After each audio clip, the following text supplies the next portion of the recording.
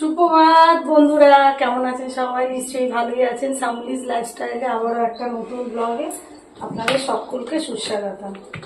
আর এই তো চলে এসেছি রান্নাঘরে। সকালের খাওয়া দাওয়া সেরে আবার সব পরিষ্কার করে নিয়ে আমি সেকেন্ড বার একটু পরিষ্কারই করে নিই, কারণ সকালবেলা বাচ্চাদের টিফিন হয় তো যা তা অবস্থা হয়ে যায়, রান্নাঘরটা একদম বাজে অবস্থা হয়ে যায়।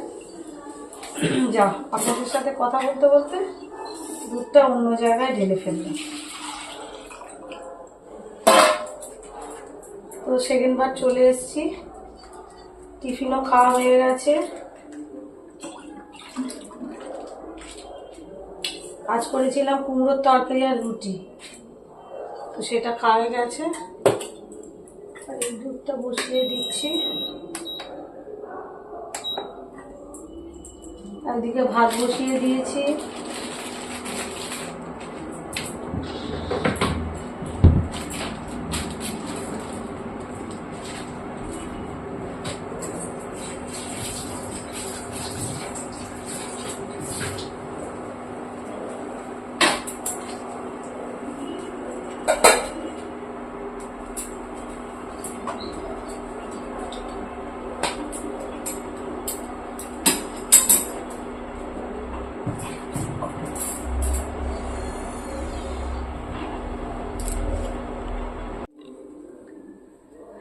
এদিকে বাজারে এসছে হচ্ছে কাঁঠালি কলা। হ্যাঁ, দেখে যাবি।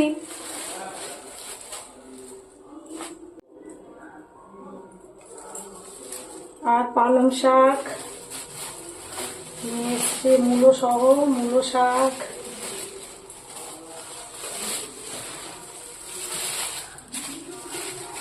আর এনেছে গাঠি কচু।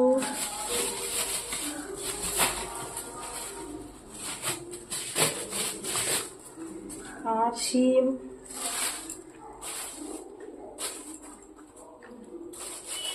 মূলো, পালং, শিম, বেগুন দিয়ে একটা তরকারি বানাবো।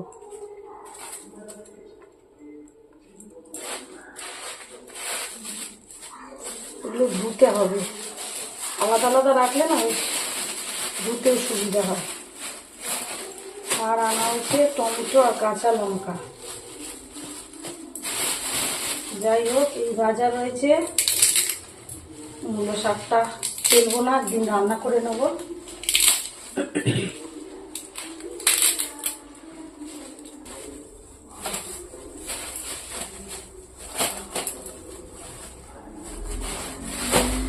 ফ্রিজে একটা মূলো লাগবে, বাদ বাকি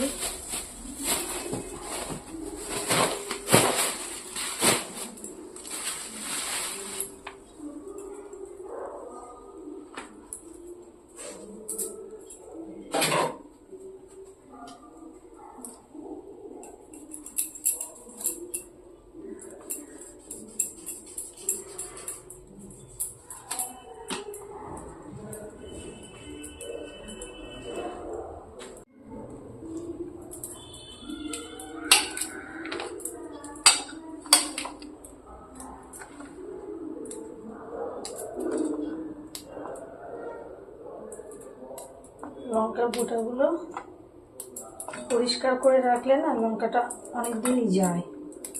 তাহলে এদিকে মূলো আলু কাটা হয়ে গেছে, পালং শাকও কাটা হয়ে গেছে। এবার দরকার একটু বেগুন, তো চলুন গাছের থেকেই বেগুন পেড়ে আনি। এদিকে এই যে গাছে বেগুন হয়েছে, একটা আর একটা, এটা ছোট আছে, তাহলে এটাই পেড়ে নেব।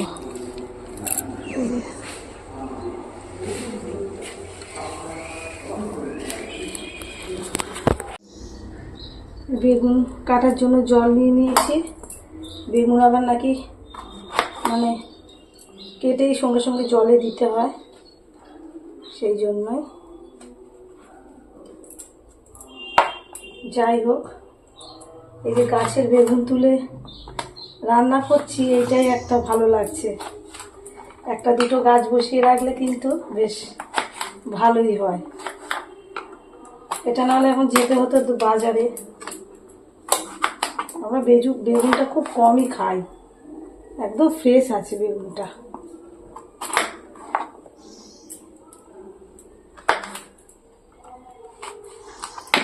হয়ে গেল, এবার তরকারিটা বসিয়ে দেবো।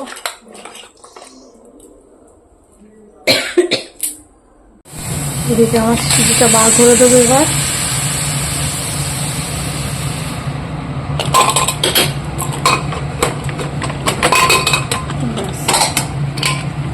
কিছুই না, এবার এখানে একটু ফুটিয়ে রসটা কমিয়ে নেব, ব্যাস রেডি হয়ে যাবে তরকারি। হয়েই এসছে, জাস্ট অল্প অল্প জলটা আছে বলে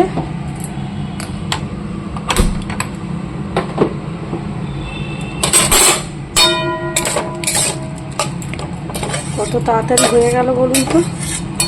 আর এটা যদি জল দিয়ে ফোটানো হতো, এইটুকু শাক রান্না করতে করতে আর বেশি করেও লাভ নেই। আজ তো মাংস হবে, তো বাচ্চারা শাক খেতেও চায় না, খেলে এর থেকে অল্প একটু খাবে, কোনো বেশি আর করলামও না। এইটুকু যদি কড়াই করে ফোটাতে যেতাম, হয়েই যেত একদম। জল দিয়ে ফোটাতে ফোটাতে শাকের কালারটাই চলে যেত, একদম বিচ্ছিরি কালো হয়ে যেত।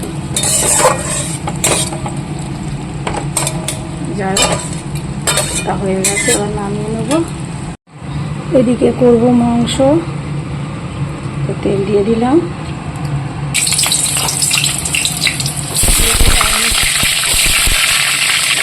আলু ভাজছি, মাংস। ঠান্ডা পড়ে গেছে বন্ধুরা, ভালোই ঠান্ডা লাগছে। সকালে যখন বাচ্চাকে স্কুল দিতে যাচ্ছে, আগে একটা চাদর গায়ে দিয়ে গেছি, এত ঠান্ডা লাগছে। আর ওদেরও স্কুলের হাফ সোয়েটারটাও বার করে দিয়েছি। বলছে মা গরম লাগবে, আমি গরম লাগলে খুলে দিবি পরে। এই অত ঠান্ডাটা না লেগে আমার ঠান্ডা লেগে গেছে জানেন। দুদিন বেশি ঠান্ডাটা দুদিনই পড়েছে, সোমবার মঙ্গলবার, আজকে তো বুধবার। এই দুদিন ঠান্ডা পড়েছে, শুধু শুধু গেছি, কোনো কিছু নিয়ে নিয়ে ঠান্ডাটা লেগে গেছে। এত হাঁচি হচ্ছে কাল থেকে, একটু হাঁচির মানে ওষুধ খাচ্ছি আর কি, একটু প্রচণ্ড ঠান্ডা লেগে গেছে। এবার মাংসের মধ্যে মশলা মাখাবো, তেল দিয়ে দিলাম, আর দিলাম হলুদ, জিরা গুঁড়ো, লঙ্কা গুঁড়ো আর লবণ। এই যে মাংসটা মশলা মাখা হয়ে গেছে, চাপা দিয়ে রেখে দেবো।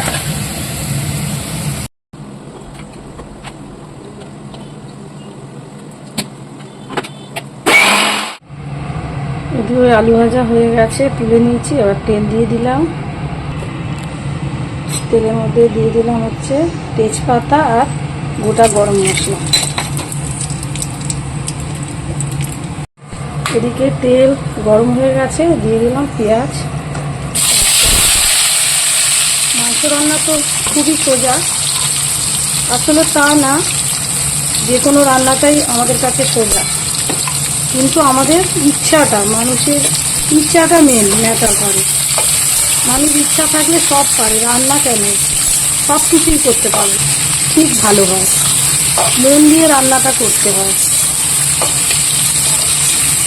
এবার কি, আমাদের অনেক সময় হয় ইচ্ছা লাগে না রান্না করতে, তখন দেখবেন রান্নাটা কিন্তু অন্য দিনের তুলনায় অতটা ভালো হয় না, কিন্তু মন দিয়ে রান্নাটা করলে যথেষ্টই ভালো হয়।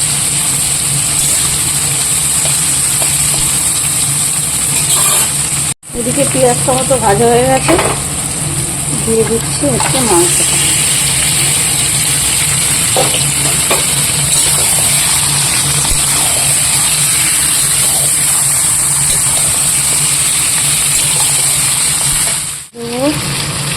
কাশ্মীরি গুঁড়ো লঙ্কা আর দেবো আদা রসুন পেস্ট।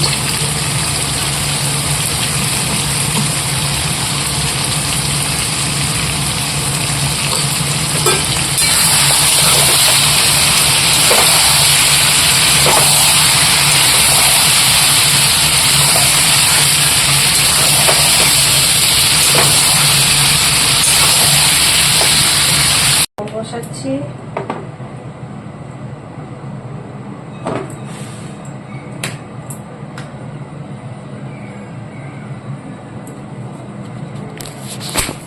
তো চলুন বলে দিই মাংসটা কেমন কষা হলো। নিচে তেল ছেড়ে দিয়েছে,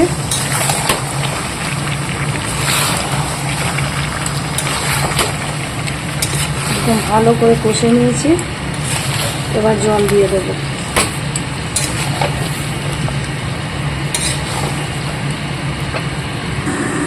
এদিকে জলটা গরম হয়ে গেছে, মাংসের মধ্যে দিয়ে দেবো।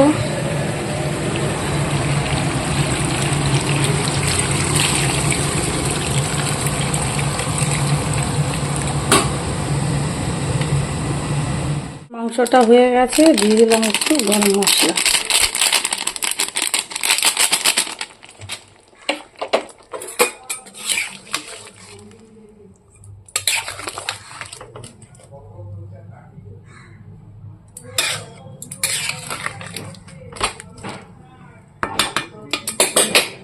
তো আজকে আমাদের দুপুরের মেনুতে কি কি আছে চলুন দেখিয়ে দিই। এই যে স্যালাড আছে, আর এদিকে পালং শাকের ঘন্ট,